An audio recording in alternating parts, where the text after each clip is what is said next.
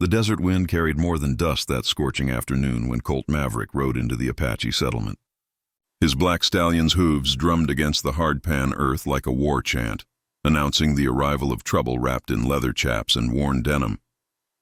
The sun blazed overhead, casting his shadow long and dark across the red clay, while sweat traced rivers down his bronzed chest beneath his open shirt.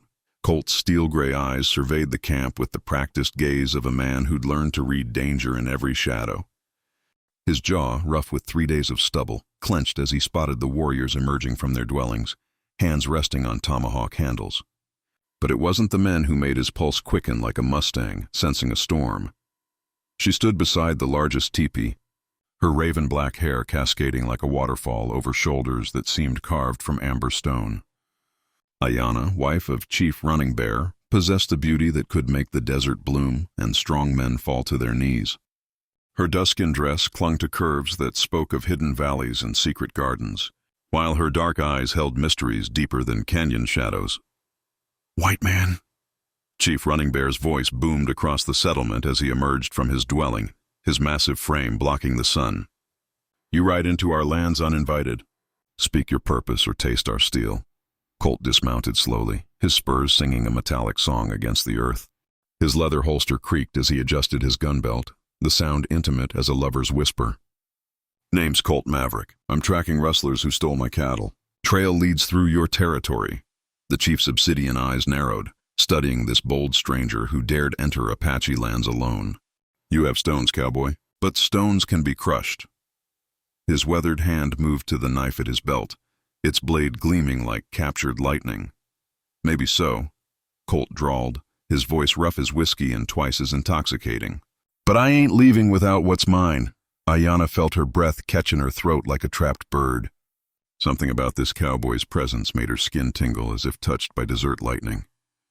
His masculine scent, leather sage and something purely male, drifted to her on the wind, awakening sensations she'd thought buried with her youth. "You will stay the night," Running Bear declared after a long moment. "Tomorrow we discuss your cattle. Tonight, you are our guest." His tone suggested this hospitality came with invisible chains.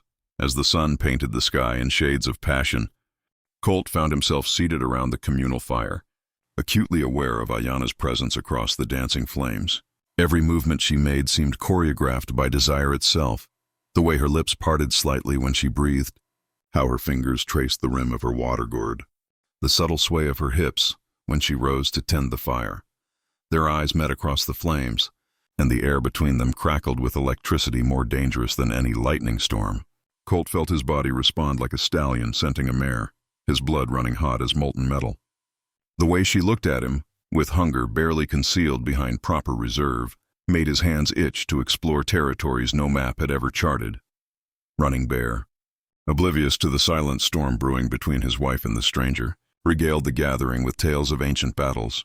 His deep voice rumbled like distant thunder, but Ayanna heard only the rapid beating of her own heart, felt only the cowboy's gaze burning across her skin like desert sun. When the chief's eyelids grew heavy with exhaustion and firewater, Ayanna's pulse quickened. She watched her husband stumble toward their teepee, his massive frame swaying like a tree in strong wind. Soon, his snores would echo through the camp like a sleeping bear's growl. Colt remained by the dying fire, his presence a magnetic force she couldn't resist. The night air carried the scent of sage and possibility, while stars winked overhead like knowing eyes. She should retire to her marriage bed, should honor the bonds that held her to Running Bear's side. Instead, she found herself moving toward the cowboy like a moth drawn to flame, knowing she might be burned but unable to resist the pull. The leather of his chaps creaked softly as he stood, his tall frame silhouetted against the star-drunk sky. "Dangerous game you're playing, princess," he murmured, his voice low and rough as sandpaper on silk. "Perhaps," she whispered, her accent adding exotic music to the English words, "but some games are worth the risk." The moon hung like a silver coin in the velvet sky as Ayanna led Colt away from the sleeping camp. Her bare feet made no sound on the desert floor, while his boots whispered secrets to the sand. They moved like shadows through the sagebrush, the night air thick with tension and unspoken promises. "Where are you taking me?" Colt's voice was barely above a whisper, but it sent shivers racing down her spine like quicksilver. "To a place where the spirits dance," she replied, her dark eyes reflecting starlight. "Where no one will hear us. Speak." They climbed a rocky outcropping that overlooked the camp below, where Chief Running Bear's snores echoed like distant thunder. The elevation offered privacy and a view of approaching danger, but Ayanna's mind wasn't on safety. Her thoughts were consumed by the cowboy's proximity. The way his masculine scent mingled with the desert night, Colt spread his leather duster on the smooth stone, creating a makeshift bed beneath the star-drunk sky. The gesture was both practical and intimate, making Ayanna's pulse race like a wild mustang. When he offered his hand to help her sit, the contact sent lightning through her veins. "Your husband seems like a good man," Colt said, though his eyes never left her face. "He is," Ayanna admitted, her voice heavy with conflict. "But a good man and the right man are not always the same." Her fingers traced patterns in the dust, avoiding his penetrating gaze. "Running Bear sees me as a prize won in battle, a beautiful ornament for his teepee. You look at me like I'm a woman with fire in her blood." Colt's hand covered hers, his calloused palm rough against her smooth skin. "Because that's exactly what you are, princess. Fire and lightning wrapped in silk." The contact ignited something primal in both of them. Ayanna felt her carefully constructed walls crumbling like adobe in a flash flood. This cowboy saw past her role as dutiful wife to the passionate woman burning beneath the surface. "Tell me about your world," she whispered, leaning closer until she could feel the heat radiating from his body. "Tell me about life beyond these desert walls." Colt's voice grew husky as he painted pictures with words, of cattle drives under endless skies, of towns where music spilled from saloon doors, of freedom that stretched to every horizon. His descriptions were poetry spoken in a rough baritone that made her skin tingle with awareness. "Sounds lonely," she murmured, her hand still trapped beneath his. "It was," he admitted, his thumb tracing circles on her wrist that sent sparks shooting up her arm. "Until tonight." The admission hung between them like morning mist, fragile and beautiful. Ayanna felt herself drowning in his steel-gray eyes, seeing depths that spoke of hidden pain and carefully guarded dreams. This wasn't just desire, it was recognition. Two souls finding their missing piece in the most impossible circumstances. "We shouldn't," she whispered, even as her body leaned toward his like a flower seeking sun. "No," he agreed, his free hand rising to cup her cheek. "We shouldn't," but neither pulled away. Instead, they sat frozen in that moment before the storm breaks, when lightning builds in the clouds and the air itself seems to hold its breath. The desert night wrapped around them like a cocoon, isolating them from duty and consequence. Colt's thumb traced the curve of her lower lip, and Ayanna's breath caught like a trapped bird. The simple touch sent fire racing through her veins, awakening parts of herself she'd thought lost forever. Her marriage bed had never known such electricity, such desperate hunger. "You're playing with fire, princess," he warned, his voice rough with restraint. "Then let me burn," she whispered against his thumb, her lips parting slightly. The words shattered the last of his control. His mouth descended toward hers like a hawk diving for prey, and Ayanna rose to meet him halfway. Their lips met in a collision of desperate need and forbidden desire, tasting of danger and dreams deferred. The kiss was everything her marriage had never been, wild, passionate, consuming. Colt's hands tangled in her raven hair while she gripped his shirt, pulling him closer until no space remained between their bodies. They kissed like drowning people sharing their last breath, like desert travelers finding an oasis after endless thirst. When they finally broke apart, both were breathing hard, their foreheads pressed together in the intimate aftermath. Below them, the camp slept on, unaware that the very foundations of their world were shifting like sand in a windstorm. "This changes everything," Ayanna whispered, her voice shaky with emotion. "Everything," Colt agreed, his hands still framing her face like she was something precious and fragile. But neither spoke of stopping, of returning to their separate worlds. Instead, they sat in the charged silence, knowing they stood at the edge of a precipice with no safe way back. Dawn was still hours away when Ayanna led Colt to her secret sanctuary, a hidden cave behind a waterfall where she'd retreated since childhood to escape the weight of expectations. The sound of cascading water masked their whispered words, while moonlight filtering through the mist created an otherworldly atmosphere that seemed designed for forbidden encounters. "No one knows of this place," she breathed, her voice barely audible above the water's song. "It has been my refuge since I was a girl dreaming of adventures beyond the desert." Colt's eyes adjusted to the dim light, taking in the smooth stone walls decorated with ancient pictographs and the soft sand floor covered with woven blankets. This wasn't a casual meeting place. It was a sanctuary prepared for something sacred and secret. "You planned this," he said, not accusingly, but with wonder at her boldness. "From the moment I saw you ride into our camp," she admitted, her dark eyes reflecting the dancing light from the water. "Something in my spirit recognized something in yours. Like calls to like, my grandmother used to say.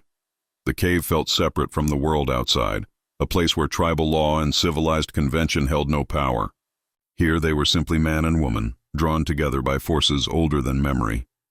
Colt moved closer, his boots silent on the sand, until he could feel the heat radiating from her skin. "Your husband," he began, but she silenced him with a finger pressed to his lips. "Running Bear sleeps the sleep of the dead when he drinks fire water," she whispered. "He will not wake until the sun is high. Tonight I am not his wife. Tonight I am only Ayanna." Her words were both invitation and absolution, freeing them from the chains of duty that bound their daylight hours. Colt's hands found her waist, his calloused palms rough against the soft doe-skin of her dress. The contact sent electricity racing through both their bodies like lightning seeking ground. "You're sure about this, Princess?" His voice was rough with barely controlled desire.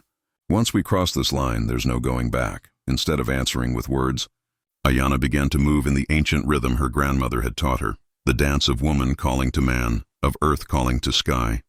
Her hips swayed like prairie grass in wind, while her hands traced patterns in the air that spoke of invitation and surrender.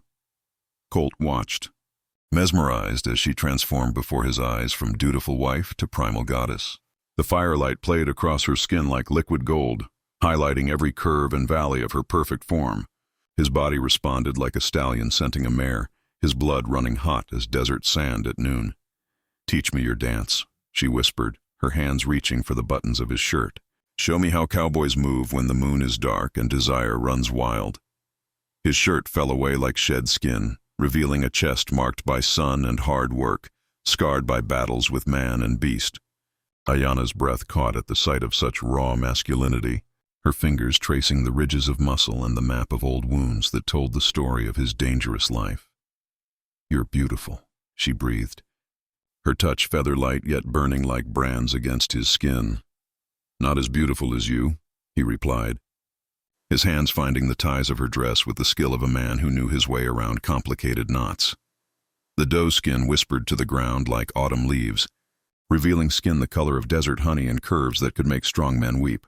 Colt's breath caught in his throat as he took in the sight of her, proud and unashamed in her nakedness, a goddess carved from starlight and dreams. They came together like storm fronts colliding, all heat and electricity in desperate need. Their bodies fit together as if crafted by the same divine hand, every touch sending sparks racing through nerve endings that had never known such fire. The cave filled with the sound of their breathing, harsh and urgent as desert wind. Colt's hands mapped every inch of her skin like a prospector searching for gold, finding treasures in the hollow of her throat, the curve of her hip, the secret places that made her gasp and arch against him.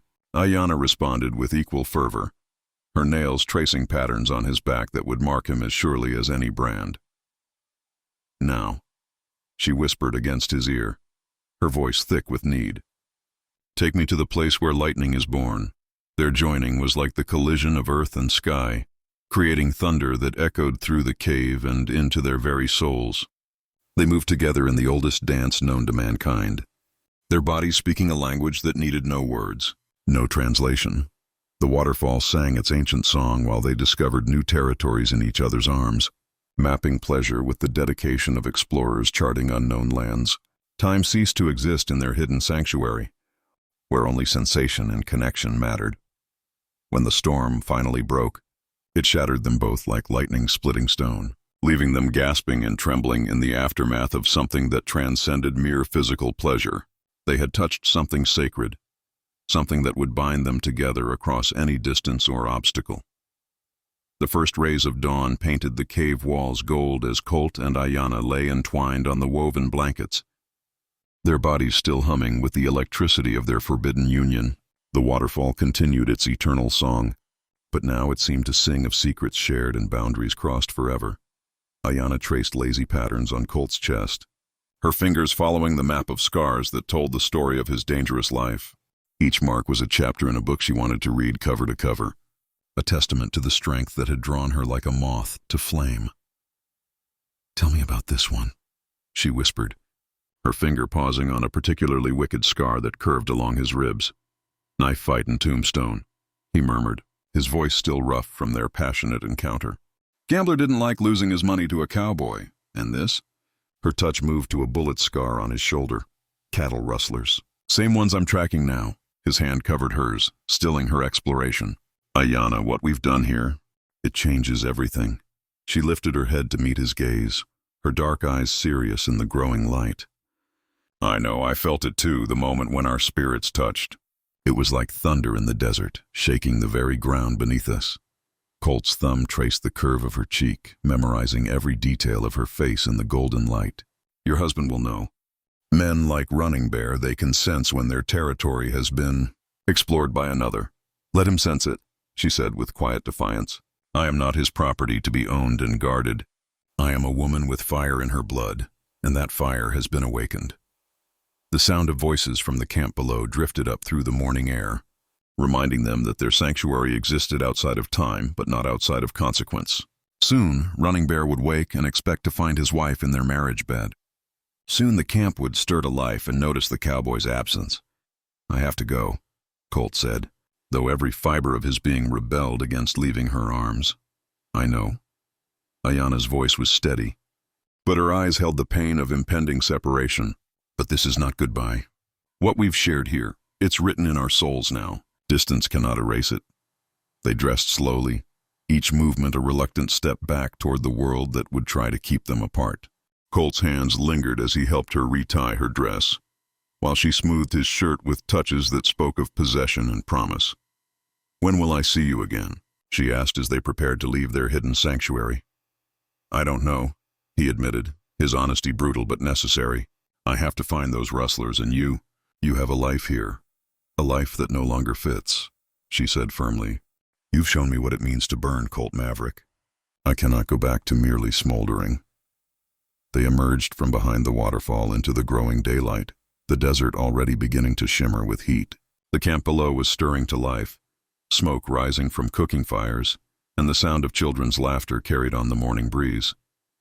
"There's a trading post 3 days' ride north," Colt said quietly. If you decide you want something different, I'll be there every full moon until the snows come." Ayanna nodded, committing his words to memory like a sacred prayer. "And if you ever tire of chasing shadows across the desert, remember that some fires burn eternal." They parted at the edge of camp. Their separation, as carefully choreographed as their coming together, had been passionate. Colt returned to his bedroll by the cold fire pit, while Ayanna slipped silently into her teepee, where Running Bear still snored in drunken slumber. But as she lay beside her sleeping husband, Ayanna's body still hummed with the memory of Colt's touch. Her skin bore the invisible marks of their passion, and her soul carried the imprint of a connection that transcended the physical realm. She had tasted freedom in the arms of a cowboy, and the flavor would linger forever. When Running Bear woke hours later, he found his wife preparing breakfast with unusual energy, her movements graceful and confident in a way that made him pause. Something had changed in the night, though he couldn't quite identify what. "You seem different this morning," he observed, his dark eyes studying her face. "Perhaps I am," she replied, meeting his gaze without flinching. "The desert wind brings change, husband." Even the strongest stones are eventually worn smooth by its touch. Across the camp, Colt saddled his black stallion with hands that still trembled slightly from the night's revelations. He could feel Ayanna's presence like a physical force, drawing his eyes to where she moved with newfound purpose among the morning shadows. Their eyes met once across the bustling camp, and in that brief moment, the air crackled with the same electricity that had consumed them in the cave. Then Colt mounted his horse and rode away, leaving only dust and the promise of future storms in his wake. But the thunder they had created together would echo through the desert long after his hoofbeats faded, a reminder that some forces of nature cannot be contained by convention or conquered by duty. Love, like lightning, strikes where it will, leaving everything it touches forever changed.